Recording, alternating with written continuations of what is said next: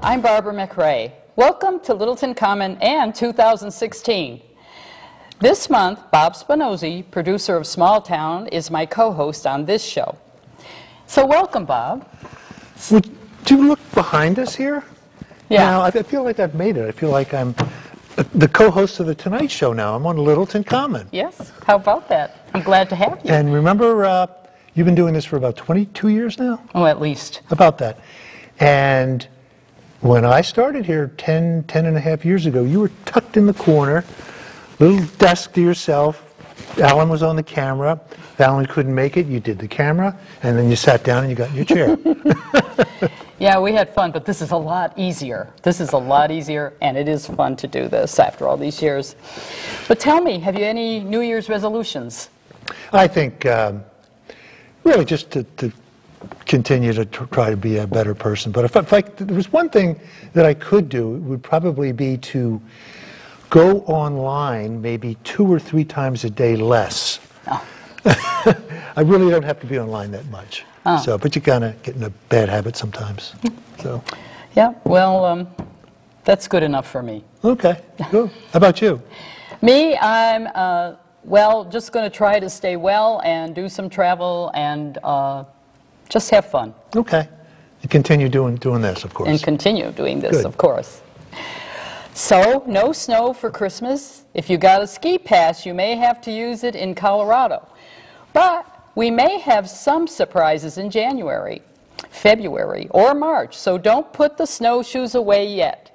You may not think you'll need to prepare for bad weather, but you can get a head start, and just in case. Littleton firefighters Terry Gardner and Deputy Chief Tom Clancy, along with the Littleton Police, will be hosting a special program to tell you how to prepare for a power outage or any other emergency. The date is Wednesday, January 13th at 10:30 a.m. You can call the COA office at 540-2470 for more information. And also, in case of a power failure or snow emergency, the police station will be a warming station. So call 978-540-2300 if you have any questions.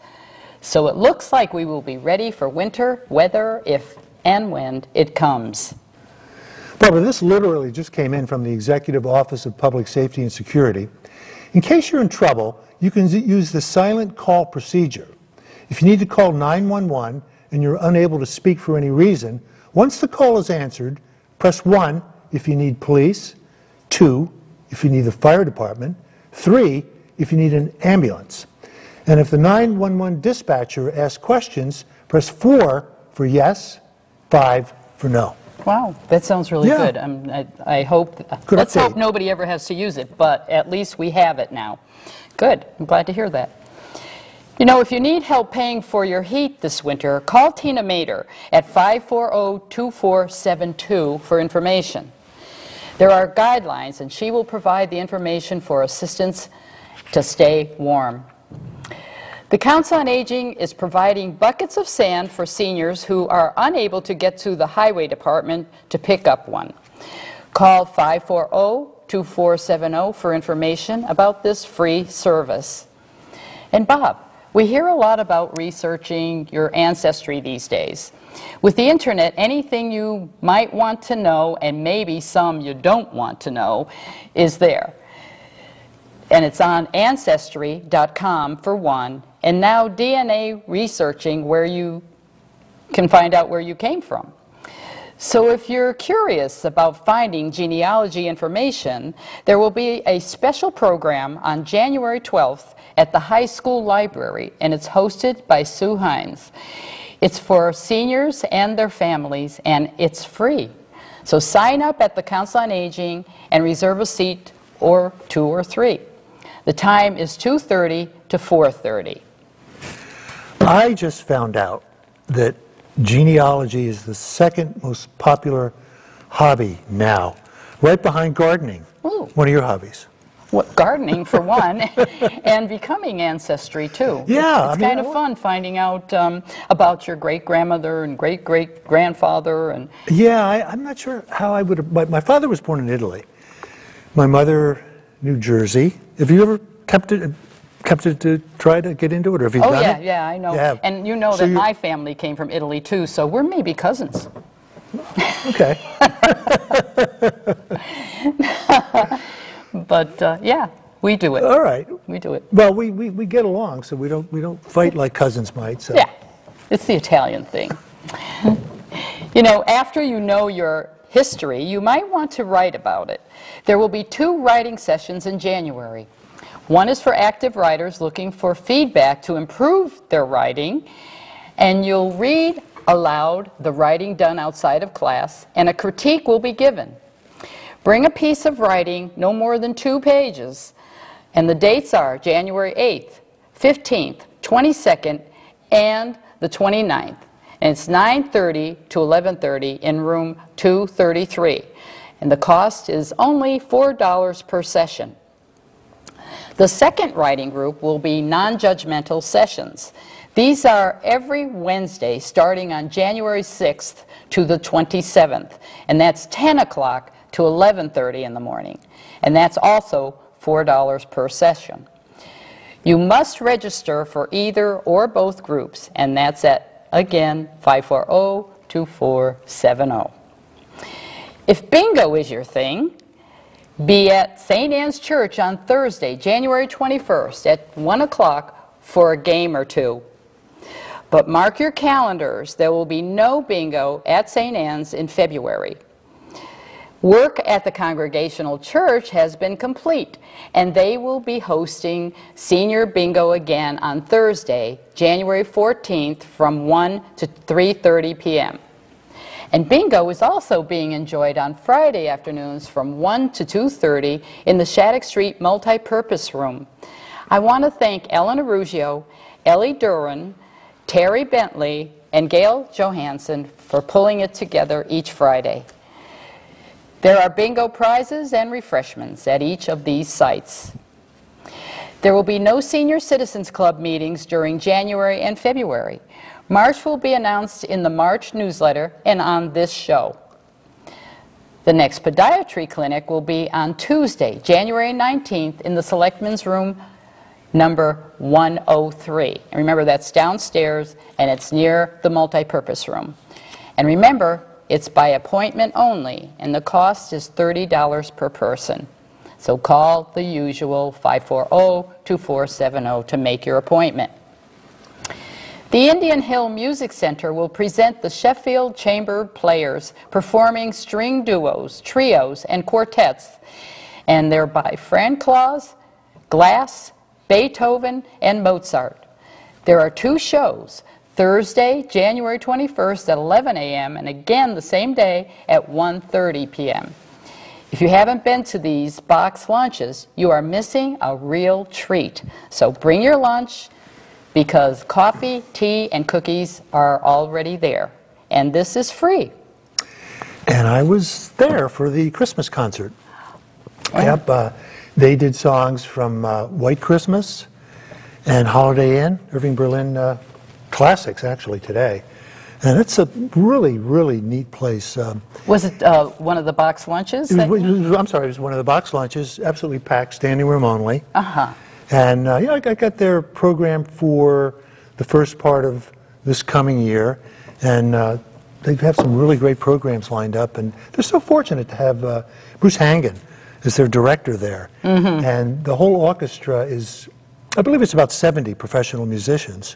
Oh. But Mr. Hangen, and I interviewed him a few years ago, He's been the conductor for the Boston Pops for many, many years, the relief conductor.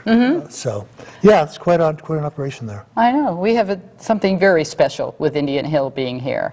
Hopefully they'll stay forever, but who knows. But I know that people do enjoy it, and especially the box lunches. They're fabulous. And I know that Millie McGovern told me that she went to the high school concert and that it was outstanding. She really said everyone enjoyed it. The teenagers are great. They have beautiful voices, and they do a great job. Yeah, you really don't have to travel very far to get some good quality entertainment. That's true. That's true. So, do you want to hear about our thrift shop fashion show? How about that? Well, it was different, I have to say that. How to model during a flood was the theme, although we weren't expecting that. Yes, the sink in the ladies' room overflowed and poured into the multi-purpose room, filling half of it with water. This did not stop the models from showing off the outfits they chose, nor did the audience leave the building. Everyone continued enjoying the afternoon and all that was happening. Bob, it was so funny. The firemen came with tools, and Bill Cole brought his machine to clean up the mess. Even my husband Alan mopped up around the show. I mean, it was hysterical. It made for some laughs and some memories, and I have to tell you that my husband is in a picture mopping the water up while one of the models is just beautifully walking around him, showing her outfit like he was not even there, and like the water wasn't even there. It was really funny, and I mean, if you wanted to be frightened, you know, and say, what's going to happen, and what are we going to do, you can't do it during this particular time. You just have to keep going, and we did, and everybody really had a good time. So it was so untimely, it had to be classically funny. It was like we planned it or something. I mean, the firemen were wonderful. They just walked around and mopped up and never, you know, looked back as far as that goes. And Bill had to walk by with his big mopping machine, whatever it was, and what do they call them in hockey when they have those big machines? Zamboni? Yeah. Yeah. He had a smaller one, but he went by, and so the show had to go on. It had to go on. But you know what? We're not going to be able to top that for next year. I hope. I want to see what would happen. But the next show will be in the spring, and hopefully it will run smoothly. The Council on Aging Senior Diner is not ready for use just yet, so the Friends of the Council on Aging will not be able to host a New Year's lunch this year. But we do hope to invite you to a Valentine's party in February. We hope. Tony Francis will be back to sing for you and sing with us during the program. So watch for an update in the newsletter, and with flyers we will post. Now, you know, there may not be snow, but there are always taxes. So get all your information together and schedule an appointment to complete your state and federal tax forms for 2015. Our volunteers are here to help, so call COA 2470 today. The list for all you need to bring with you is on the front page of the January Senior Broadcaster. If you do not have the broadcaster, drop into the COA and pick one up. The deadline for filing for exemptions for qualifying seniors over 70, surviving spouses or veterans, and the blind, etc., are due in the office of the assessors by March 31st.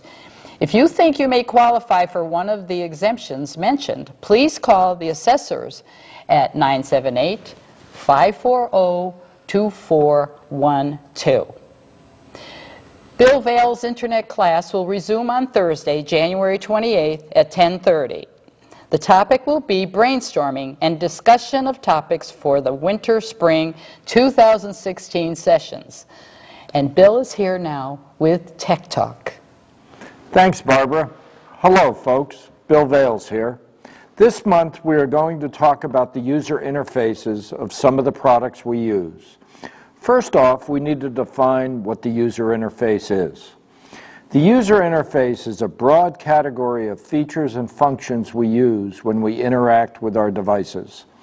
User interfaces range from the layout of the screen, the design of the icons, the responsiveness of the system, to the physical buttons on the devices, to how we issue the commands, for example, using mouse clicks, a touch screen, or voice commands. And of course, how the system responds to our actions is a large part of the user interface. User interfaces are a key part of many of the devices we use every day.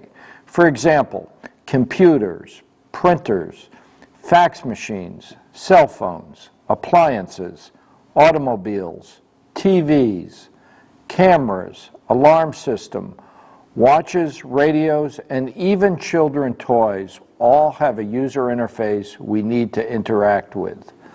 Manufacturers spend a lot of time, money, and effort to develop user interfaces. A well-designed user interface can make the difference between a product being a success and a product being a flop. I am sure we have all experienced products that are easy to use and those that are difficult to use. Let's consider the user interfaces of some of the computer devices we use. The graphical user interface, or GUI, is the interface that allows us, the user, to interact with our devices or applications by clicking and pointing at various visual icons using our mouse or touch screens. Some of these devices also allow voice commands. There may also be some physical aspects to the GUI that require buttons to be pressed or tablets to be swiped using various hand gestures. A key part of the user interface is the feedback the system provides to our commands. Does the system perform the function quickly? Does the system respond in a sensible way if we make an error? Does the system provide feedback if it needs time to process our commands? Consider how we interact with a Windows 7, 8, or Windows 10 system, or how we interact with an Apple system, an iPad, or a smartphone. We have the desktop layout, which consists of various icons. When we want to initiate an action, we click on one of the icons. The success of the interface is largely based on how intuitive it is for the user to use. There are several elements that make for a good user interface. Think about each of these the next time you use your computer system, your cell phone, TV, automobile, camera, or other device. One of the first items is a user interface must be clear. The interface of the system must be easy to use. If it is difficult to use, people will get frustrated and will eventually stop using your system. Number two, a user interface must be concise. A clear interface is a goal, but developers sometimes attempt to clarify concepts with too many explanations. This requires too much reading for the user. If you can explain something in one sentence rather than two, do it. One word instead of two, do it. Concise means less is more. Number three, a user interface must be familiar. The interface should be naturally and intuitively understood.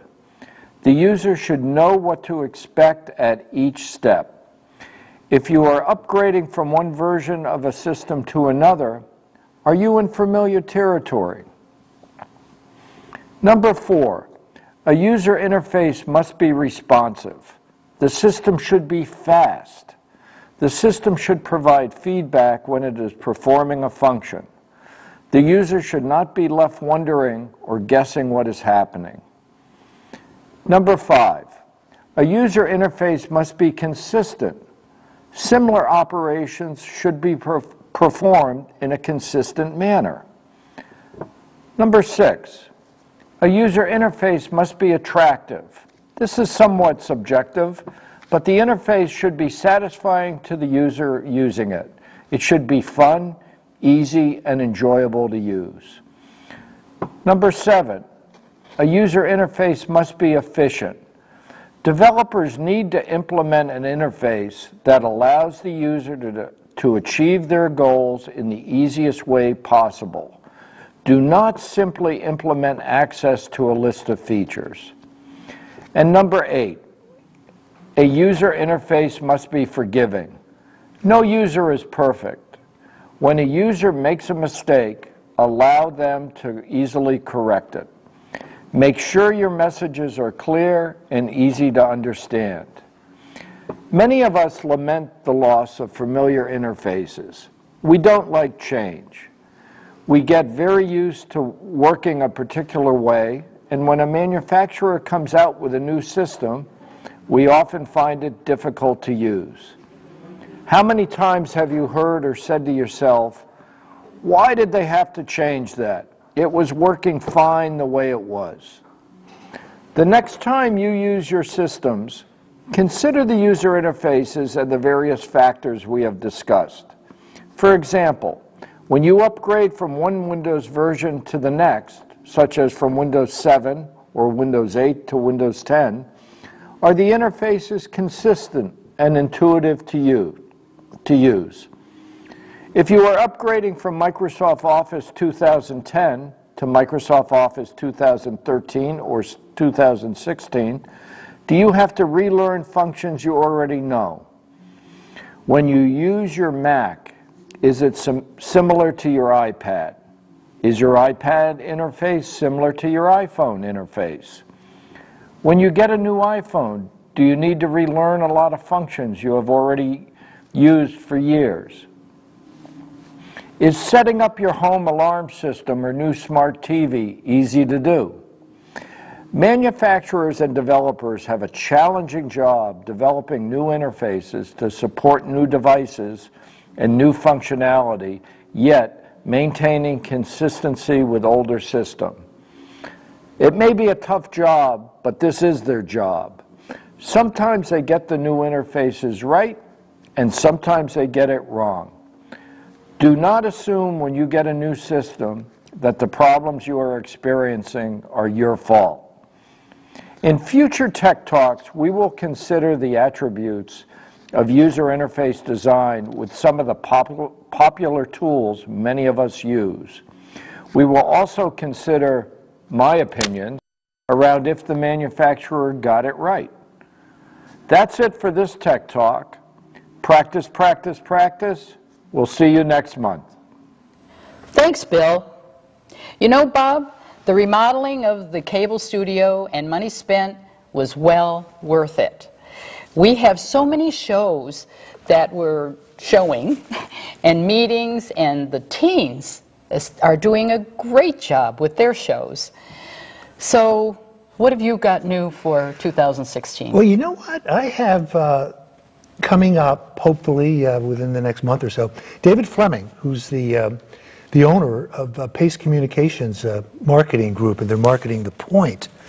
So he's going to, we're going to talk about The Point, what's Great. going on there. And I'm telling you, I've gone up there now a few times, and the retail office part of it is going to be something like 540,000 square feet, but then the other component of about 400,000 square feet is for restaurants and a 9-seat leather chaired movie theater. Wow. So it's going to be quite something. Yeah. So he's going to give me an update on what the heck's going on. But while we're here, everyone likes to talk about new restaurants, and why don't I just talk about them a little bit? The Courtyard by Marriott is going to have a restaurant. It's called the Bistro, and I don't know what kind of food it's going to be, but there'll be a good restaurant in there, obviously, because it's part of Marriott. There's something in one of the restaurants is called the Great Road Kitchen, and the chef there, Marcus Palmer, he has actually worked and managed an Olive's and Morton's in Chicago, big restaurant there in Chicago, and Legal Seafoods. So he's going to bring his culinary craft here to Littleton. Taka is an Asian hibachi house. Gee. We have Masala Bay, that's going to be mainly Indian food. Menchie's Frozen Yogurt, I think we're all familiar with that name. Oh, I like that. Moe's Southwest Grill, Southwest Fair, and Tavern in the Square. And again, the owners of Tavern in the Square run a really nice restaurant in Lexington. So, there are going to be other retail stores there. Oddly enough, I thought it was kind of odd. I didn't see any clothing stores or accessory stores in there yet. Yeah, not yet. And I have a feeling it's because nothing can compete with the thrift shop. Do you think that might be it? That could be it, because we're pretty popular. We are pretty popular, and especially after our fashion show. Oh, with your prices, Yeah, I want to add one more thing. You've mentioned no snow much, none. Yeah, right. This year, this winter, rather, yet. And I had the chance of, because we haven't had any, it's been so darn warm, I've been trying to spend a little more time outside. So I went to the Common and sat on one of the benches by the town clock. Yeah. It was just really neat. It felt really comfortable being there. Good. The benches look pretty nice, I think. They do. Clock, and they're comfortable. Yeah, well, I hope that other people take the time to go and, sit there and visit and, just be there and see what's going on around the town. And, as far as our town is concerned, we are, growing. And as far as the Point is concerned, it looks like quite a collection of restaurants. And it's making us, have another way to go, another place to go if we wanted. We can go all around. I mean, Westford and Littleton and Acton.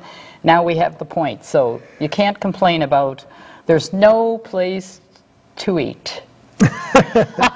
Or you can go to Market Basket and make your own dinner anyway. Yeah, no, it's quite something. It's actually, the whole parcel itself was 90 acres, I believe, and about 45 of it, I believe, is being utilized for. But it's really imposing when you look at it from 495 and from a further vantage point. Well, I have one disappointment because I love Home Depot, and I wished that they would have been putting one closer to us so that I could spend more time in Home Depot. But, doesn't matter. Yeah. I'll find a Home Depot. You'll find other things I'll up find there, it. though. I'll go to the ones I know. Okay. So, anyway, we want you to watch community television here in Littleton for the latest shows from our producers, Bob, myself, and anyone else doing them. And the town, remember this, the town offices will be closed Monday, January 18th, in observance of Martin Luther King's birthday. We hope that you all have a very happy New Year. And thanks for watching. But don't forget to hug a senior.